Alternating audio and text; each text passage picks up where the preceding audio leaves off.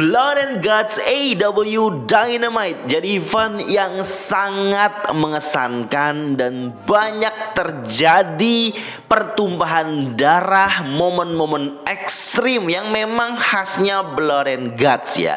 Buat teman-teman yang mungkin belum paham, Blood and Guts ya 11-12 dengan War Games. Malah mungkin sama, cuma beda nama doang ya, dari War Games yang pernah tayang di NXT waktu zaman-zaman kemarin.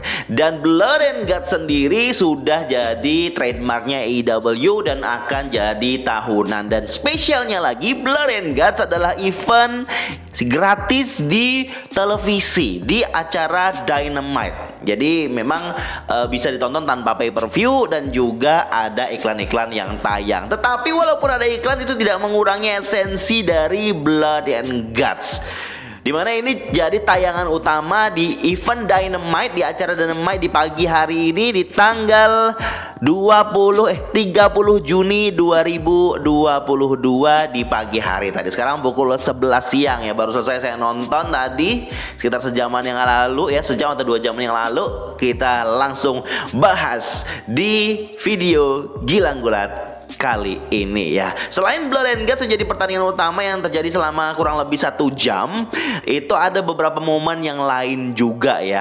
Bedanya Blood and Guts yang pertama dengan yang kedua di hari ini di AEW Dynamite, di tahun sebelumnya Blood and Guts yang Inner Circle lawan Pinnacle saat itu masih terjadi dalam masa pandemi ya. Itu adanya di Jacksonville di kandangnya AEW waktu masa pandemi. Jadi penontonnya juga belum penuh dan juga tayangan super simpel, karena di Blood and Guts tahun kemarin itu tayangan pertandingan cuma 1 yang tayang secara live di situ. Sisanya ada pertandingan yang taping kalau nggak salah, sama interview aja gitu. Jadi spesialnya cuma Blood and Guts. Nah bedanya di event tahun ini sudah nggak pandemi lagi dan diadakan di acara yang proper dengan penonton yang full dan juga ada momen-momen ataupun match-match lain yang disajikan. Untuk opening match-nya sudah disiapkan pertandingannya Orange Cassidy melawan Ethan Page. Yang spesial di sini, Orange Cassidy sudah ditemani oleh best friends yang lengkap ya. Jadi balik lagi nih, Orange Cassidy bersama best friends, ada momen pelukannya juga. Got to give the people what they want. Pada saat mereka berpelukan seperti itu ya. Dan momennya Orange Cassidy bersama Ethan Page ini cukup panas juga menurut saya, karena mungkin ini memulai sebuah intrik baru untuk mereka berdua. Dan Orange Cassidy juga walaupun sudah bertanding di Forbidden Door kemarin, sudah memberikan something spektakuler, dia tidak mengurangi intensitasnya, tidak mengurangi impression yang dia berikan untuk menonton di acara Dynamite tadi pagi, dimana juga dia bertanding cukup oke dengan momen dimana masukin tangan ke dalam kantong. Ethan Page juga kasih keseimbangan yang menarik untuk disimak, dan juga ada Dan Lambert di bawah yang cukup mengganggu. Momen terakhirnya cukup luar biasa ya, karena dari awal Dan Lambert itu membawa sebuah botol minuman berisi orange juice, dimana pas akhir-akhir momen orange juice itu diambil oleh Orange Cassidy. Dia minum, saya kirain dia minum aja, tiba-tiba pas Dan Lambert mau ganggu disemprotnya layaknya malah Kai Black begitu. Terus si Dan Lambert jadi teralihkan begitu ya. Terus juga ada momen dimana akhirnya Orange Cassidy berhasil memberikan finishernya atau signature move-nya kepada Ethan Page, dan Orange Cassidy berhasil menang. Ada momen dimana ketika Dan Lambert baru datang, lihat best friends kok nemenin Orange Cassidy, dia nggak terima. Harusnya akhirnya best friends dikirim keluar. Pas Orange Cassidy menang, best friend masuk lagi untuk berpelukan. Once again, got to give the people what they want. Lanjut adalah satu update cerita yang bisa kita ambil sedikit tambahan intrik yang besar ya untuk feudnya Jungle Boy dan juga Christian Cage. Di minggu kemarin di episode AEW Dynamite itu Luchasaurus itu mau sudah nyekek bahkan ya, tapi dilepas lagi setelah Christian Cage membisikkan sesuatu kepada dia. Dan kita nggak tahu Christian Cage bisikin apa ke Luchasaurus. Yang jelas di malam ini setelah Christian Cage memberikan promonya, ngomong soal dia mau minta maaf kepada keluarganya si Jungle Boy, kenapa tidak mati aja begitu katanya. Ini sangat-sangat momen heel di mana dia masuk baru ngomong aja orang sudah bu dia, dan Christian Cage berhasil membuat momen bu di setiap kemunculannya dia dalam feud bersama Jungle Boy ini. Ini sangat-sangat keren banget ya. Ini membuat si Christian Cage menjadi lebih solid sebagai seorang heel. Ditambah lagi dia sebenarnya dischedulkan untuk bertanding ceritanya ya dalam episode ini. Sudah ada Serpentico di atas ring. Ternyata bukan dia yang bertanding, tapi orang ini. Ternyata dia adalah Luchasaurus, yang sepertinya sudah di brainwash, sudah dicuci otaknya oleh Christian Cage. Entah dia ngomong apa, tapi Luchasaurus sudah berganti wujud, sudah menjadi karakter heel tanpa bicara, karakter heel monster di episode ini. Nanti juga setelahnya di episode Dynamite berikutnya dia pakai kostum yang tadinya hijau-hijau dan putih, sekarang hitam semuanya. This is the heel Luchasaurus. Ini ada Luchasaurus yang dengan karakter heel atau jahatnya. Berarti sudah jelas Luchasaurus akan team up dengan Christian Cage. Dia akan sebagai selayaknya bodyguardnya Christian Cage atau monsternya yang bisa jadi andalan Christian Cage kalau Christian Cage merasa terancam. Luar biasa. Ini sangat-sangat menarik ya ke depannya ya. Entah apa nanti yang akan dilakukan Jungle Boy, karena teman satu-satunya yang dia miliki sudah berpihak kepada musuh barunya Christian Cage. Luchasaurus menang dengan gampang ya, karena Serpentico juga ketakutan. Dia nggak ngira kalau dia akan lawan Luchasaurus dengan karakter seperti itu di malam ini, di tadi pagi. Selanjutnya diinformasikan ataupun sebuah interview diadakan di balik layar. Ini juga menguatkan status feudnya Wardlow dengan TNT Champions Scorpio Sky. Karena dari kayaknya sekitar 2 minggu menjelang Forbidden Door itu nggak ada momen untuk menghidupkan feud ini kembali ya. Ini ada momennya dimana sudah ditentukan kalau Wardlow akan versus Scorpio Sky for the TNT Championship di episode Dynamite minggu depan dengan stipulation street fight. Ini sudah jelas. Scorpio Sky kan ada American Top Team. Timnya ada Dan Lambert, ada Ethan Page, ada orang-orang UFC dari Dan Lambert, American Top Team. Ini street fight, no disqualification. Pasti orang itu akan mengganggu dan eventually akan memenangkan kembali Scorpio Sky, dan kemungkinan Wardlow bisa kalah. Tapi kalau Wardlow menang, ini akan jadi momen yang sangat luar biasa untuk Wardlow karena bisa menang against the odds. Kalah jumlah orang tapi dia bisa berhasil memenangkannya. Kita tunggu aja di episode Dynamite minggu depan. Match berikutnya adalah match yang cukup oke juga. Adalah matchnya Danhausen dengan 2 mystery partner trios match melawan The Gun Club dan juga The Acclaim. Max Caster, Colton Gunn, Austin Gunn ditemani oleh Anthony Bowens dan juga Billy Gunn seperti biasa, yang mereka berlima team up begitu dengan rap yang diawali oleh Max Caster 3 lawan 3. Terus Danhausen keluar dan dia sedikit ngomong, saya harus harus mencari partner sendiri. Ya udahlah, saya cari ada orang yang agaknya ya lumayan bisa lah bergulat katanya gitu, lumayan keren lah bergulat. Ternyata yang muncul adalah teneneng deng deng deng deng deng deng deng deng Tank FTR, the living legends, the best tag team in the world arguably ya. Si Dex Harwood, Cash Wheeler, FTR menemani Danhausen di sini, dimana semua penonton bersorak kegirangan, bersorak senang, bersorak-sorai dengan kehadirannya FTR. Mereka pantas mendapatkan sorakan itu karena mereka is the best tag teams currently in the world. Momen dimana Danhausen ini ya kayaknya memang bertujuan untuk memberikan tontonan kepada orang kalau dia mampu mengimbangi pegulat-pegulat lain, bukan cuma karakter komedi aja.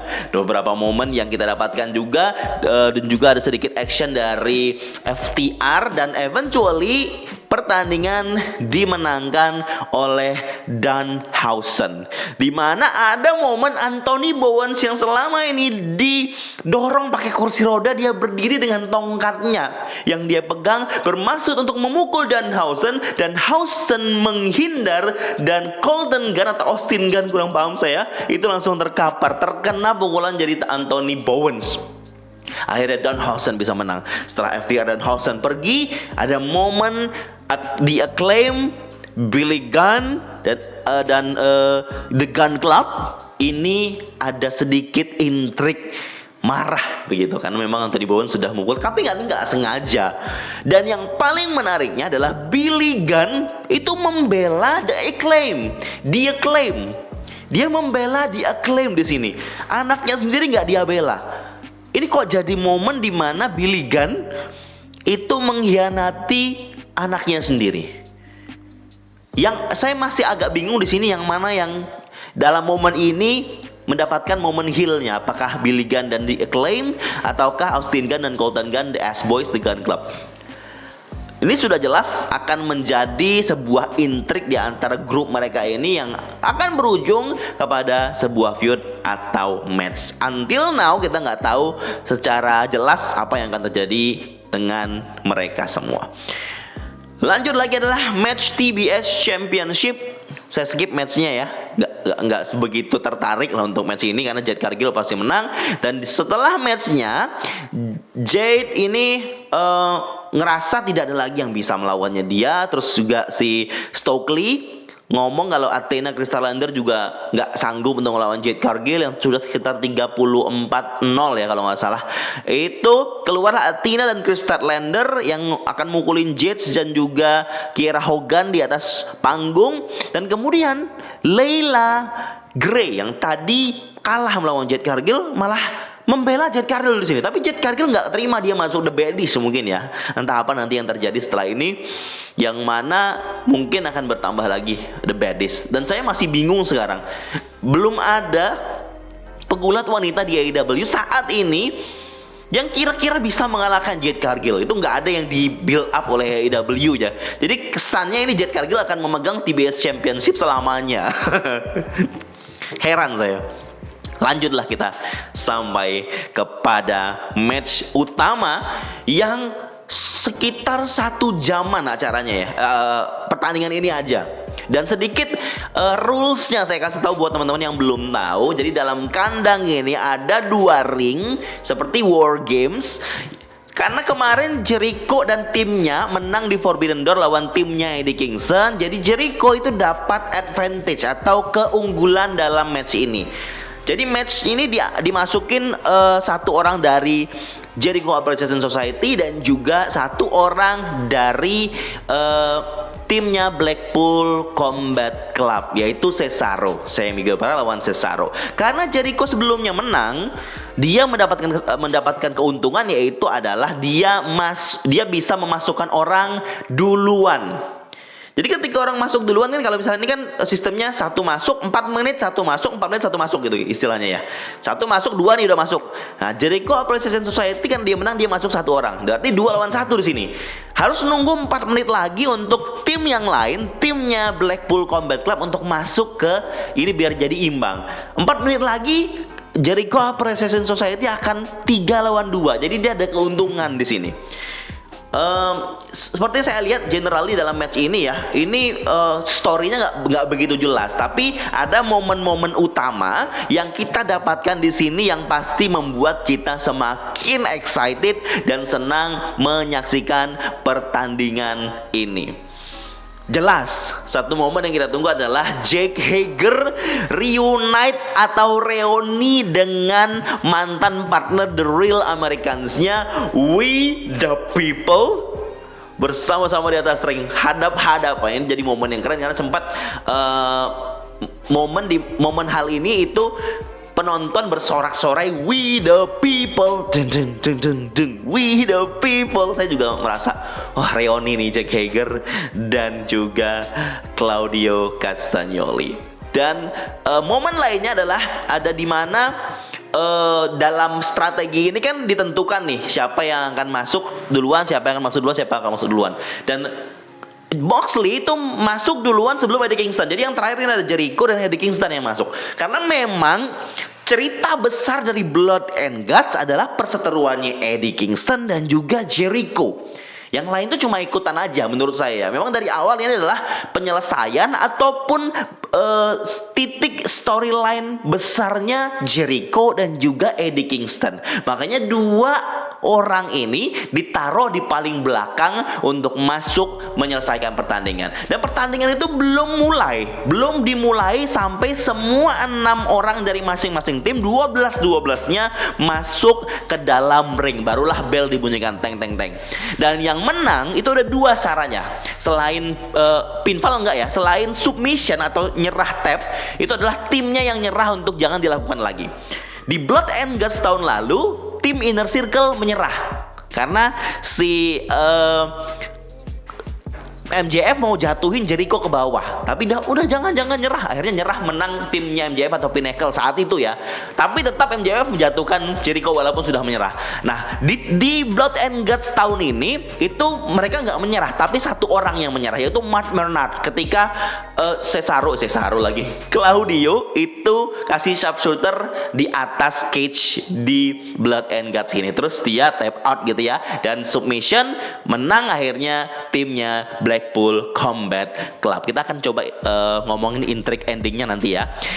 Terus juga ada di mana momen lucu juga ketika Angelo Parker masuk, terus dia kabur begitu. Karena padahal mereka di Jericho Appreciation Society ini itu orangnya lebih banyak, tapi orangnya lagi pada terkapar semua. Pas Parker masuk, ngelihat orang terkapar semua, orang timnya Blackpool Combat Club itu masih pada seger, masih pada kuat, jadi dia lari-lari terus gitu sampai ditangkap oleh Cesaro dan juga dibanting oleh Cesaro.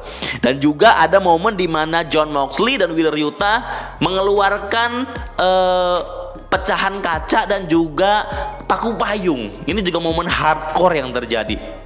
Momen hardcore yang dibawa Moxley juga, di mana Moxley bawa sebuah garpu untuk dicolokin ke kepalanya salah satu pukul.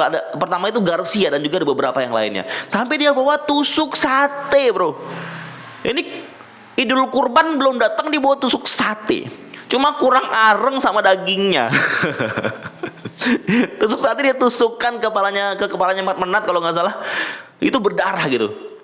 Dan dari banyak kesekian extreme moments ini, saya memang tidak menganjurkan teman-teman, kalian semua yang masih di bawah umur, di bawah 21 tahun atau mungkin bahkan di bawah 18 tahun untuk menonton match ini. Karena ini match pure violence. Isinya hanya kekerasan dan darah berdarah. Beberapa orang mungkin gak enjoy menyaksikan pertandingan ini, tapi buat beberapa yang enjoy dan suka-suka aja pasti merasa luar biasa dan spesial banget Blood and Guts yang akan ada lagi di tahun depan. Terus juga ada momen di mana Yuta dan Garcia tampar-tamparan. Ini juga momen yang menarik ya di sini ya. Ada juga yang banyak sebelum Eddie masuk itu ada yang memang teriak Eddie Kingston memang jadi favorit dalam Blood and Guts ini. Sampailah di mana momen Tay Conti memukuli wasit di bawah untuk membuka kunci kandang, kunci cage ini biar Chris Jericho bisa keluar dan dia naik ke atas untuk kabur sepertinya. Seperti tahu yang ini kayak Hell in a Cell tapi dua ring gitu. Jadi mereka bisa naik ke atas. Cuma di atas ini sepertinya memang dibikin agak kuat kawatnya, agak kuat besinya karena biar mereka bisa lebih seimbang di atas ya. Beda dengan Hell in a Cell yang kalau kita naik itu ada kayak empuk-empuk begitulah kawatnya. Dan momen di atas ring ini, di atas cage ini adalah momen spektakuler juga yang terjadi. Di mana di atas ini si Eddie Kingston mengejar si Chris Jericho. Sempat hantam-hantaman juga di situ. Dan sebelum Jericho naik, Tay Conti ini buka kunci, itu ada Ruby Soho yang keluar mukulin Tay Conti. Saya mikir ini ya nggak penting, nggak begitu penting lah momen ini ya. Tapi AEW tetap berusaha untuk mengisi feud lain di antara match ini. Ada feudnya Ruby Soho sama Tay Conti di sini, di mana Ruby Soho sedikit bisa memberikan andilnya untuk sebagai babyface untuk membuat Tay Conti tidak mengganggu match ini lagi. Terus Tay Conti dibawa keluar. Pas Jericho dan Kingston di atas, disusul oleh Claudio lagi-lagi. Claudio naik dan ada Claudio swing di sini. Saya aja ngelihatnya deg-degan loh. Karena ini di atas loh ini. Bisa jadi kalau kelepas Jericho-nya jatuh ke bawah. Tapi mungkin Jericho sudah percaya dengan kualitasnya Claudio, skillnya Claudio, jadi muter-muter juga nggak apa-apa begitu ya. Momen ini juga keren banget. Terus Sammy Guevara naik ke atas ring itu, yang pas sudah di atas ring ada momen di mana Eddie Kingston melempar Sammy Guevara ke bawah. Ini menurut saya momen yang harus dilakukan, karena kalau membuat sebuah pertandingan cage tanpa ada yang terjun dari atas itu kayaknya nonsens, nah, kayak nggak lengkap begitu ya. Ya ini Sammy Guevara mengorbankan dirinya untuk terjun ke bawah dalam sebuah platform yang sudah disediakan, tapi dia terjun aja ke bawah sudah jadi momen yang spektakuler. Nah ini jadi menuju klimaksnya itu di sini. Setelah Eddie Kingston melempar Guevara sudah terkapar di bawah. Akhirnya ada momen Cesaro tadi, dan Cesaro ini mulai diganggu oleh Matt Menard di atas. Nah, ada momen di mana momen endingnya ya, di mana Jericho itu dikunci sama Eddie Kingston, dan di belakangnya Eddie Kingston ada si Claudio yang lagi sharpshooter Mark Menard.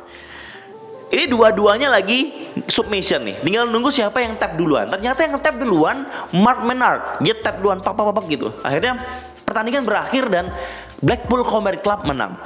Yang jadi pertanyaan, kenapa setelah menang ini kok Eddie Kingston kayak nggak suka begitu? Eddie Kingston kayak loh begitu. Nah, jadi ceritanya di sini teman-teman yang mungkin belum paham, kita tahu ya kalau Cesaro sama Eddie Kingston punya sejarah perseteruan dunia nyata yang mana dibawa Eddie Kingston dalam cerita ini. Tapi beberapa kali di match kelihatan kalau Eddie Kingston ya masih oke-oke aja sama Claudio, nggak ada pergulatan apa-apa. Dan di momen akhir inilah klimaksnya cerita utama Jericho dan juga Eddie Kingston. Jadi intinya Eddie Kingston mau bertanding di Blood and Guts untuk melawan Chris Jericho. Ini adalah ingin mempermalukan Jericho. Dia ingin sekali menang atas Jericho. Dia ingin sekali membuat Jericho tap out, membuat memalukan Chris Jericho. Itu intinya si Eddie Kingston untuk Blood and Guts dan semua the whole story Jericho versus Eddie Kingston.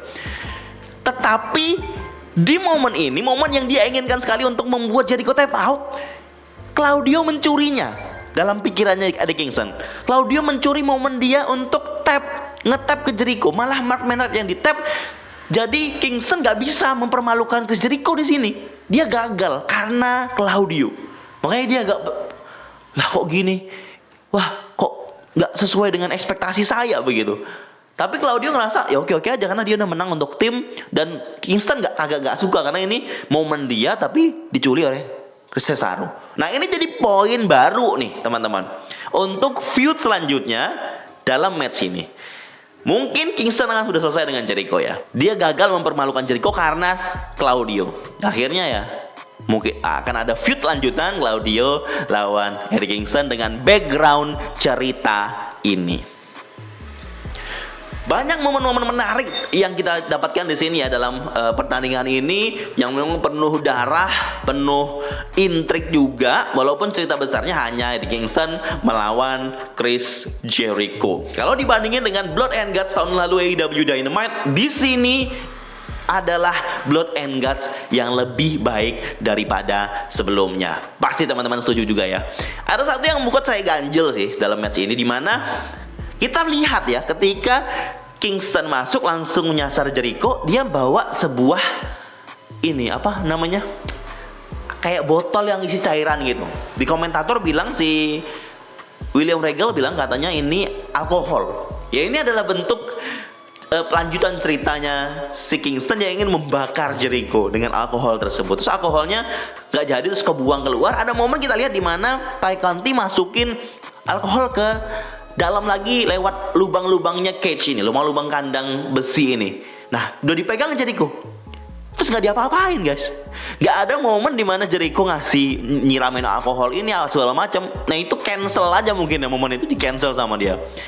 Jadi itu mungkin yang sedikit ganjal saya. Ada beberapa hal lagi teman-teman saya rekomendasikan buat yang suka violence, suka yang darah-darah, nggak ada masalah dengan hal itu, bisa nonton Blood and Guts ini aja. Yang lain mungkin nggak begitu penting ya menurut saya, karena mungkin ada sudah teman-teman tahu dari review saya ini. Jadi saya rekomendasikan untuk menonton Blood and Guts.